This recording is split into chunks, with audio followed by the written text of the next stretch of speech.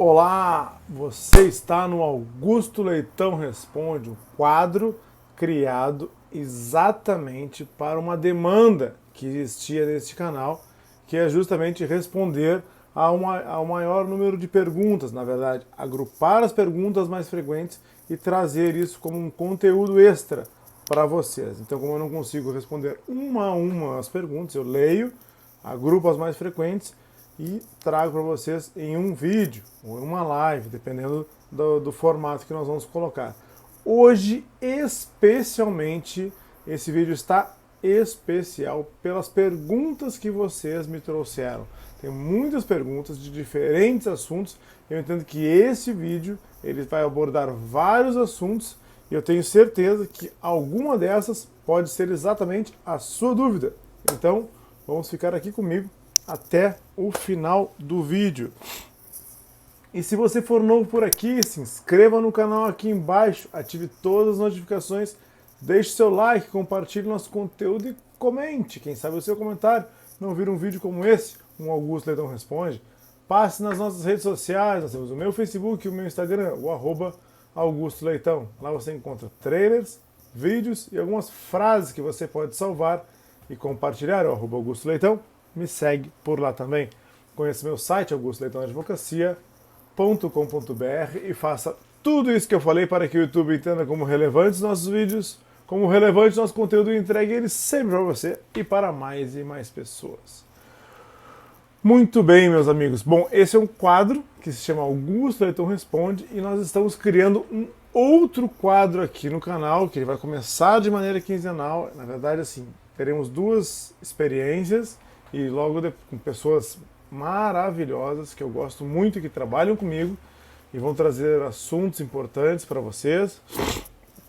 Vamos testar ainda algum tipo de horário, mas em princípio será às quintas-feiras, de 15 em 15 dias, às 20 horas. Temos duas datas marcadas. Primeiro ainda não está exatamente de 15 em 15 dias.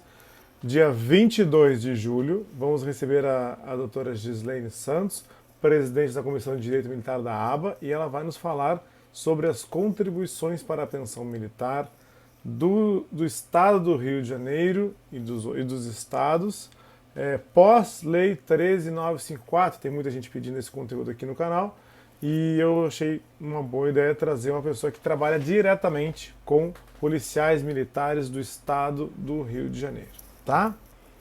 Então passei para vocês aqui.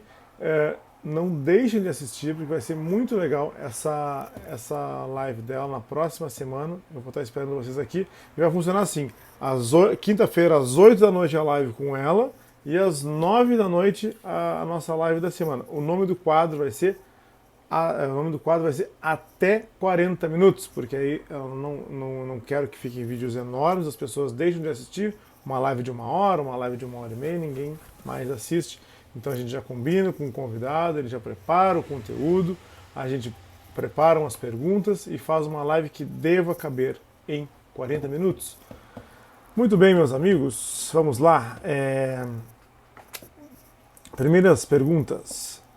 Ana Valéria, esse desconto previdenciário tem que acabar? Ele é inconstitucional? Bom, tem muitas pessoas ingressando judicialmente para pedir a declaração de inconstitucionalidade ou afastamento desse desconto, que é para a pensão militar, é assim que a lei o chamou, e não de desconto previdenciário.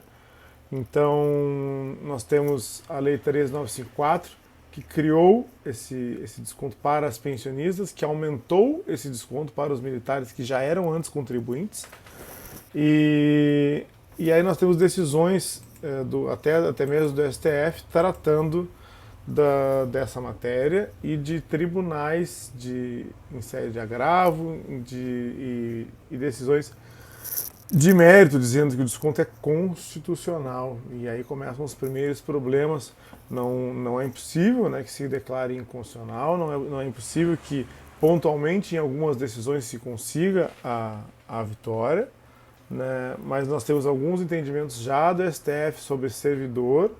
E já temos algumas decisões que chegaram ao STF de ações que corriam em juizados especiais e com manifestações no sentido de que não pode haver uma imunidade tributária para pensionistas e que não poder tributá-las, porque a contribuição para a pensão militar ela tem caráter de tributo, seria criar uma imunidade tributária que não estaria na lei, que não estaria na Constituição. Todas as imunidades tributárias que existem e que nós conhecemos hoje estão na Constituição e lá não tem nenhum tipo de imunidade nem para pensionista civil, nem para pensionista militar. Então, isso é um panorama, não existe ainda uma verdade sobre isso, não temos a declaração de inconstitucionalidade e as ações estão tramitando. Tá, Ana Valéria?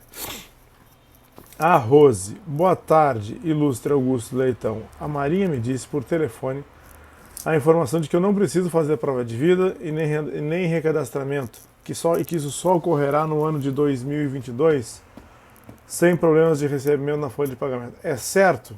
Vamos ver, eu não tenho todas as informações, depende da data do seu aniversário.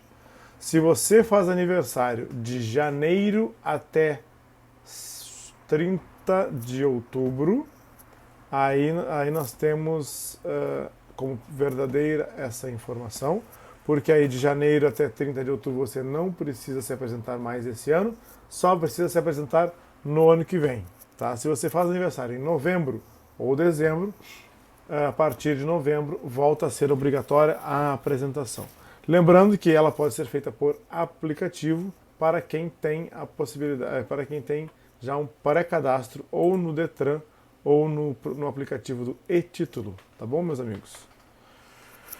Então vamos lá, eu gostaria de saber se a Marinha fez certo, é a Jaqueline que está perguntando, tá? Eu gostaria de saber se a Marinha fez certo, meus pais faleceram em 2013, eu sou filha única, sempre estive na declaração de dependentes, junto à Marinha, porém quando comecei a receber a pensão, a Marinha me excluiu da AMH, pois alegaram que eu não tinha mais direito, pois agora sou pensionista e agora eu quero saber se isso está certo, vou entrar na justiça para retornar. Muitas pessoas estão ingressando judicialmente, muitas filhas contribuíram a vida toda, 30 anos, e o militar contribuiu para que elas recebessem, e depois para que elas utilizassem os hospitais, e depois elas contribuíram por mais 10, 15, 20 anos, e aí agora, quando elas vão se recadastrar normalmente, ou quando elas vão chegar no hospital, Exército, Marinha e Aeronáutica dizem que elas não têm mais direito, e aí elas têm ingressado judicialmente. Acontece que antes da Lei 13954, vai depender da data do óbito do seu pai, que os pais faleceram em 2013, antes da Lei 13954 era mais fácil de ingressar judicialmente e ter sucesso, porque eram normas infralegais que estavam de encontro ao que dizia o artigo 50, parágrafo 2º e 3º da Lei 6880. Então, no seu caso, provavelmente a negativa está num regulamento e não na própria Lei 13954. Eu tenho que ver exatamente qual era a norma que estava em vigor da Marinha naquela época, tentar inicialmente um requerimento, que provavelmente vai ser negado, e ingressar judicialmente. Aí tem que ver a questão da prescrição, porque o fato aqui foi 2013, tá? Josiane, até hoje não tive resposta sobre o direito de receber ou não proventos do meu pai, que era ex-combatente.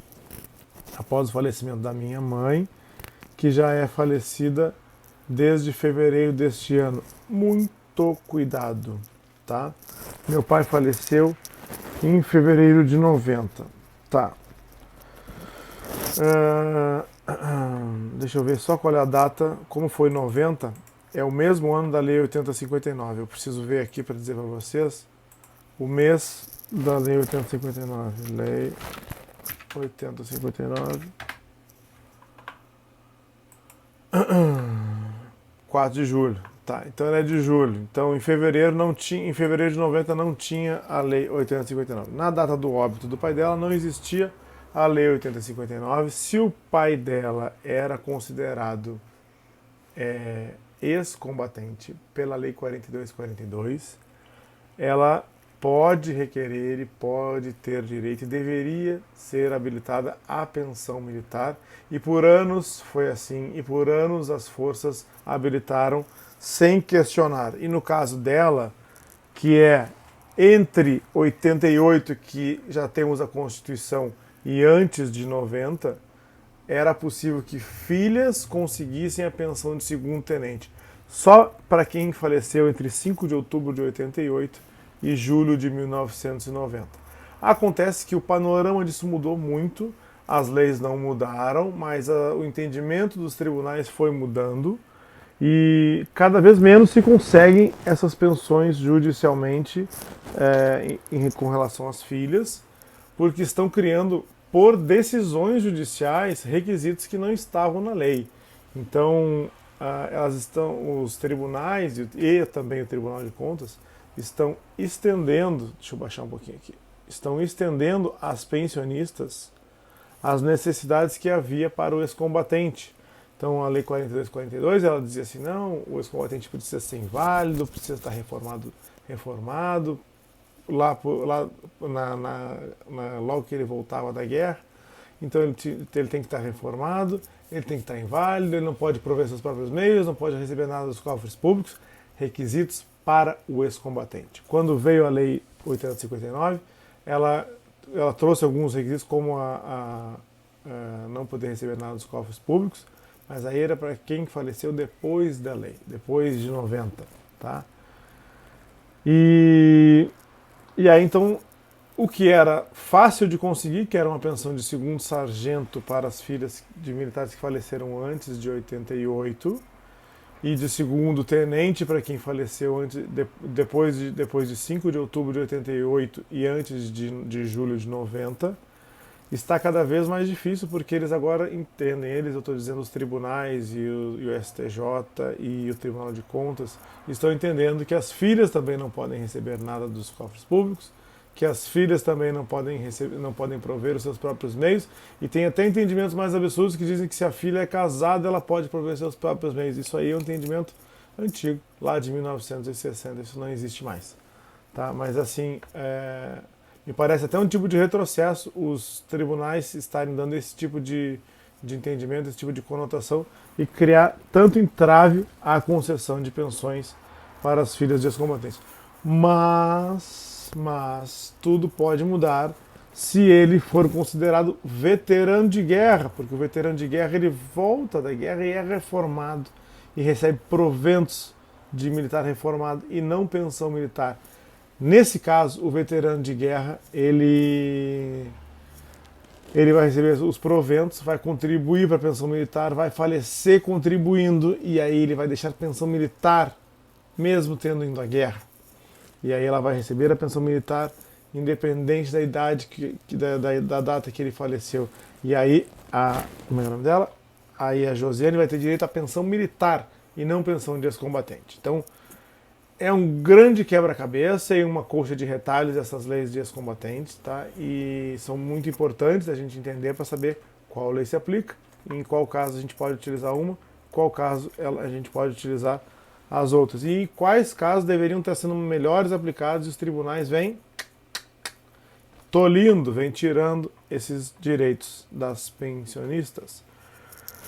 Neuza também está falando de ex-combatente. Ela disse: quando a filha de militar de ex-combatente perde a pensão. Hoje a minha mãe recebe, ela tem 90 anos e quem lida com dinheiro é meu irmão. Bom, aí o seguinte, eu acabei de responder toda essa conversa da Neuza e eu expliquei para ela que vai depender agora de qual lei se aplica, não é? E eu preciso saber qual data faleceu o militar, que é o pai da Neuza, para ver se ela poderia ter direito a 4242, se ele faleceu antes de 88, ela poderia pedir, com o falecimento da mãe dela, mas as forças têm negado e os tribunais têm criado cada vez mais requisitos para conceder, requisitos que não estão na lei. E isso é o mais triste do ponto de vista de quem advoga nessa área, porque aí a gente tem uma lei, a gente sabe ler o que está escrito na lei, e os tribunais dão interpretações completamente diversas. Giane. Doutor, meu marido faleceu em 2010, não recebi a licença especial do meu marido. Quando eu soube desse direito, requeri à administração a licença especial. E para minha surpresa já estava prescrito. Pois é, se ele faleceu em 2010, conta-se 5 anos do falecimento para que você possa requerer a pensão, a licença especial. E aí está prescrito, tá? E aí tem que ver caso a caso, porque tem uma tese de reabertura de prazo, porque lá em 2018, as licenças especiais foram revistas e houve a possibilidade de pagamento, inclusive administrativamente. Então tem uma tese que tem boa aceitação no TRF4 e ela foi extraída dos julgados do STJ, então ela tem boa chance de prosperar. Mas ela tem decisões favoráveis no TRF5, no TRF4, uma no TRF2, muitas sentenças aqui na área do Rio de Janeiro, mas o cenário não está tão favorável no tribunal, aqui no TRF2. Então, depende do local, é uma tese, pode ser concedida e pode não ser concedida, dependendo da sua região e dependendo do local onde cair.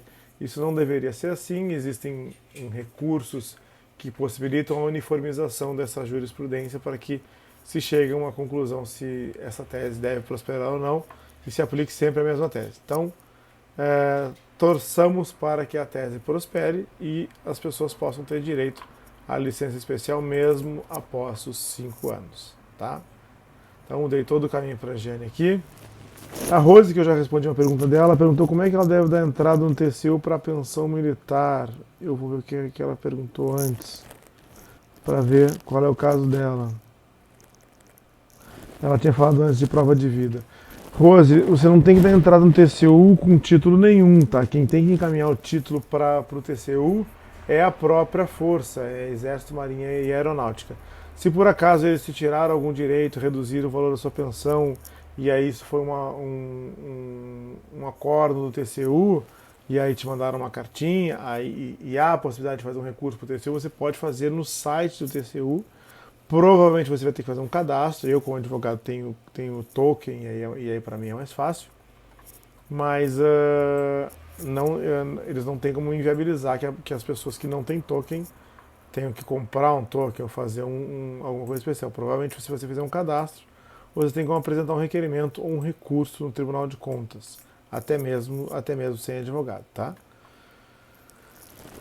E eu não entendi bem a pergunta porque é só uma linha e não está muito claro. Ela disse que queria levar o título dela ao TCU. Assim, quem leva o título é a força e algum requerimento você pode fazer dependendo do caso, tá, Rose? Então vamos voltar para cá, vamos continuar com as perguntinhas. Thaísa. A Thaísa fez várias perguntas, nenhuma delas é muito grande, então eu vou procurar responder. Thaísa disse o seguinte: ainda não entendi, eu sou pensionista filha desde 2011, onde meu pai passou a vida toda contribuindo e pagando para eu ter esse direito adquirido. Eu corro o risco de perder? Bom, se ela estiver falando de pensão militar e o pai dela pagou a vida toda, se ele pagou 7,5% e pagou também o 1,5%, aí ela pode ter direito a receber. Tem que ver a data do óbito do pai dela, porque ela está me dizendo aqui que ela se tornou pensionista em 2011. Eu não sei se ela se tornou pensionista em 2011 porque reverteu a pensão da mãe, que era viúva, ou se ela se tornou pensionista em 2011 porque o óbito do militar foi em 2011 e a mãe já era pré-morta. Então, tem que ver a data do óbito do pai dela para ver se ele precisava contribuir com 1,5% ou não. Se faleceu pós medida provisória de 2001, a medida provisória 2215, para que ela tenha direito a receber, ele tem que ter contribuído em vida com os 7,5% da época mais 1,5%, tá? Tem mais pergunta dela aqui. Tenho título de pensão e faço prova de vida, e com exceção desse ano atípico que ela não fez a prova de vida. Tudo bem. Caso corra esse risco, por que eu perderia? E quanto ao Hospital da Marinha, perdi o direito, finalmente vou voltar a ter direito? Muito provavelmente não, a lei não deve mudar, talvez mude, mas a situação está caminhando para se efetivar essa ausência do direito. Judicialmente, algumas pessoas têm conseguido retornar, especialmente quem já era pensionista e contribuía para o Fundo de Saúde antes da Lei 13.954. Esse assunto está sendo discutido até no tema 1080. É um tema do STJ que tem que vai se tornar um recurso repetitivo. São quatro processos que estão lá para serem julgados. Depois que forem julgados, decididos esse assunto, os demais processos serão julgados da mesma forma. Nós não temos uma definição ainda. Tem decisões favoráveis, tem decisões que transitaram, julgadas, as pessoas conseguiram, e tem decisões que foram suspensas até o julgamento do STJ. Que mais? Analítica. Boa noite, doutor. Você sabe que eu sou. Você sabe algo sobre essa portaria do Tribunal de Contas que desde setembro de 2020 trata de militares reformados que não podem mais ter direito a posto acima em razão de inspeção médica, solicitando grau hierárquico superior. Olha, a analítica, ela está falando que é uma portaria do Tribunal de Contas de 2020. Provavelmente ela está querendo se referir ao Acórdão 2225 do Tribunal de Contas, que é de setembro de 2019. Esse acórdão dizia que os militares que já eram reformados, ou por saúde ou por uma outra reforma, não poderiam ser reformados novamente. Na verdade, poderiam ser reformados, mas não receberiam mais um posto acima. Não se aplicaria o artigo 110, tá? Então, muitos desses militares estão perdendo um posto acima, e algumas pensionistas que recebem com posto acima, o Tribunal de Contas, o Tribunal de Contas não, as Forças Armadas estão utilizando um acórdão do Tribunal de Contas, que é esse acórdão 2225, para reduzir a pensão das pensionistas, e aqui está errado. Aqui nós temos um excesso da administração das forças militares. Porque o Tribunal de Contas, no Acórdão 2225, não falou nada de pensão, falou só de reforma. Bom, a Rose disse, boa noite, um super obrigada, amigo da lei, fique com Deus. Fico bem feliz, muito obrigado, Rose. Mafalda, muito obrigado, doutor Augusto, pelas informações, que Deus abençoe, um bom dia. Também fico bem feliz, aqui tem boa noite, tem bom dia, depende da hora que a pessoa escreveu o comentário. Tem mais pergunta aqui, gente, vamos lá. Somos 4 filhas, a Nancy, somos 4 filhas, meu pai terá que descontar 1,5% para cada filha para ter o direito à pensão. Olha só, 1,5%, Nancy, ele é descontado sobre os proventos do seu pai. Então ele vai descontar 1,5% sobre o que ele recebe. E aí se ele desconta, e já descontou, vai dar direito às 4 filhas sim, tá? Mas aí não é para as... Não vai ter que descontar 1,5 mais 1,5 mais 1,5 mais 1,5 para fechar 6%, tá? Ele vai descontar 1,5 sobre os proventos dele e vai ensejar o direito às 4 filhas se ele falecer descontando. O problema, a questão é que ele pode renunciar, né? Agora a Lei 13954 autoriza a renúncia do militar a qualquer tempo. Rosana Maria. Boa noite, doutor Augusto. Eu gostaria de saber sobre o posto acima, porque acho que eu tenho direito. Meu pai pagava 1,5%. Então tá, Rosana. A questão do posto acima é o seguinte. Existem várias formas de concessão de posto acima, alguns em razão do militar, alguns em razão do que ele contribuía para a pensão. Se o militar ele era reformado, com posto acima, a pensão é paga com posto acima. Se o militar tinha 30 anos de serviço e tinha um posto a mais por isso, ou uma graduação, a pensão é paga com um posto ou graduação a mais por isso. Mas nós temos também os militares que contribuíam para que as pensões fossem concedidas com um posto acima. Tinha um militar que era suboficial e contribuía para que a sua família recebesse como tenente, ou se ele tinha mais de 30 anos ele podia fazer isso até 2000. E os coronéis que estavam no final de carreira, brigadeiros, almirantes que estavam no final de carreira, se tinham mais de 30 anos podiam contribuir com um posto ou graduação, e se tinham mais de 35 anos podiam contribuir com 2 postos ou graduações. Isso existiu com certeza para todas as forças até 2000. A partir de 2000 o Exército não deixou mais isso acontecer porque estava previsto na medida provisória que ia acabar. Acontece que a Marinha e a Aeronáutica entenderam que para quem contribuía com 1,5 estava de pé a regra do posto acima e permitiram que os militares continuassem contribuindo. E aí depois de 13, 14, 15 anos, 17 anos, porque começou em 2013 e acabou em 2017, eles chegaram à conclusão que estavam concedendo errado desde 2000 e pediram valores de volta, retiraram a contribuição de posto acima, retiraram o posto acima de muitas pensionistas que já estavam recebendo, e inclusive devolveram dinheiro a militares que estavam contribuindo. Espero ter respondido a pergunta. Não é apesar da pergunta ter duas linhas, a resposta não é a mais simples, porque tem várias possibilidades do posto acima. Então tem que ver se o seu pai foi para a reserva antes de 2000 e optou por contribuir para o posto acima lá antes de 2000, aí você poderá receber. Se não, aí tem que ver se ele foi afetado por essas revisões administrativas feitas pela Marinha e pela Aeronáutica. No Exército não tem conversa de posto acima para quem tem um e-mail depois de 2000, tá? Cristiane, assisti e revi a sua live. Muitas mudanças. Me tira uma dúvida, se o senhor puder. Sou pensionista de militar, era casada na época, ele foi expulso da Aeronáutica. Ele veio a falecer e alguns anos depois de ser expulso, ele veio a falecer alguns anos depois de ser expulso. Eu poderia me casar sem perder a pensão? Eu vou aproveitar e vou juntar com a outra pergunta dela e a gente vai fazer tudo de uma vez só. Essa questão sobre nova percentagem do valor da pensão a ser recebida pela pensionista quando o militar é expulso. Só valerá para os novos pedidos de pensão? Quem já recebe há anos tem direito adquirido? Pois é, tem.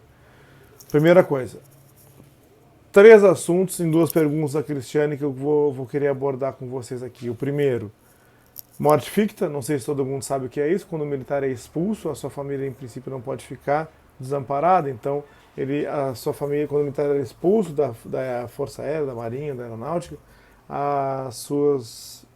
os seus familiares ficavam recebendo pensão militar.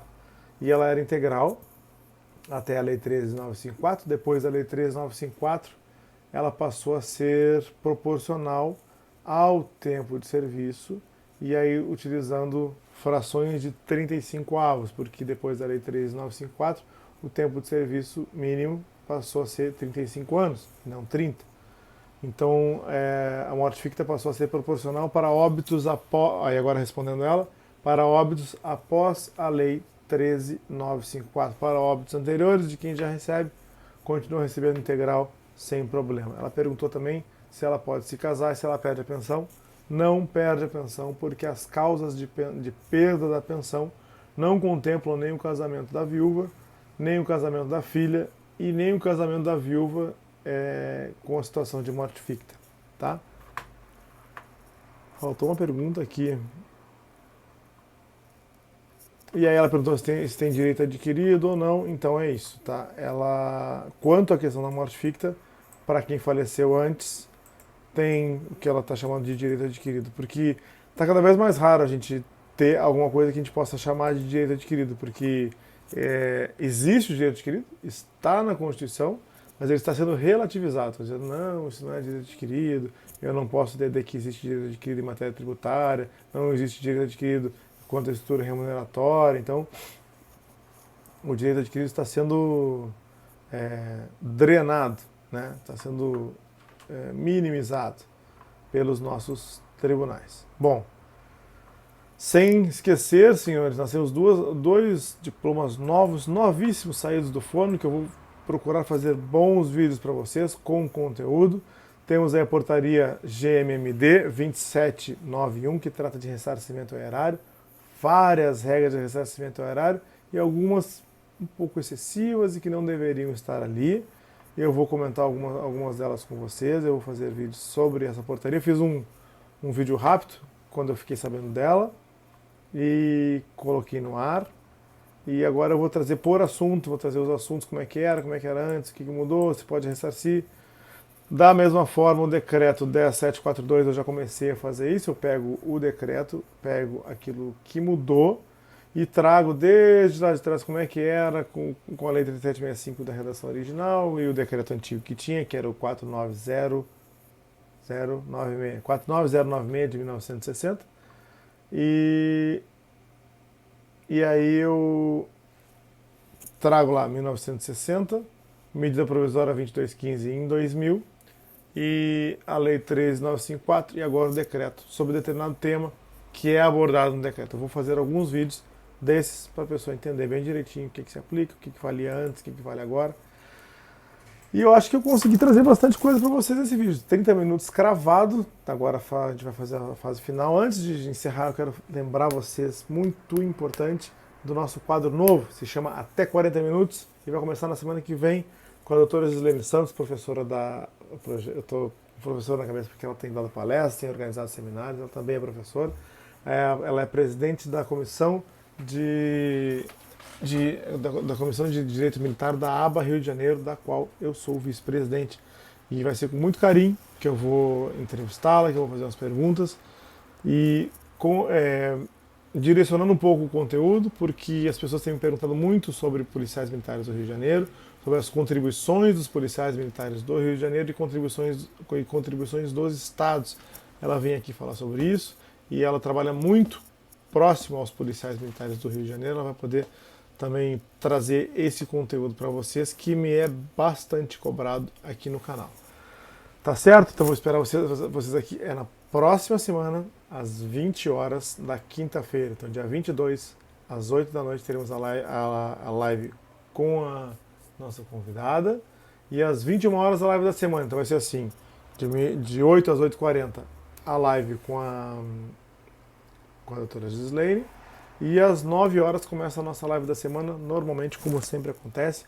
Eu aproveitei para fazer no mesmo dia, fazer pertinho, intencionalmente. Eu sei que o nosso público ele anda por ali, na quinta-feira ele está na internet, e está de olho no celular, e está vendo que horas vão ser os alertas, porque eu quero que tenha público, eu quero que bastante gente assista.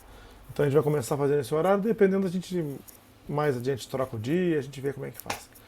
Senhores, foi sempre um prazer ter estado com vocês aqui. E vocês me enriquecem muito, me trazem muito conteúdo.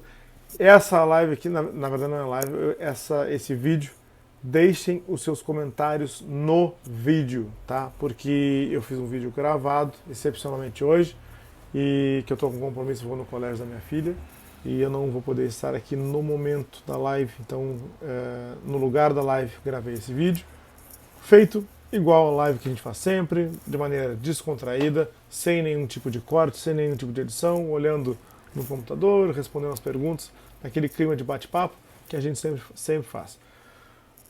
Falei tudo? Não. Se você for novo por aqui, inscreva-se no canal aqui embaixo, ative todas as notificações, deixe o seu like, compartilhe nosso conteúdo e comente. Deixe os comentários aqui. Quem sabe o seu comentário não vira um vídeo como esse, o Augusto Leitão Responde. Passe nas nossas redes sociais, nós temos o meu Facebook e o meu Instagram, o @Augusto Leitão. Lá você encontra trailers, vídeos e algumas frases que você pode salvar e compartilhar, o @Augusto Leitão. Me segue por lá também. Conheça o meu site, augustoleitãoadvocacia.com.br, e faça tudo isso que eu falei para que o YouTube entenda como relevantes nossos vídeos, como relevante nosso conteúdo, e entregue ele sempre para você e para mais e mais pessoas. Um abraço a todos. Fique com Deus e até o próximo vídeo.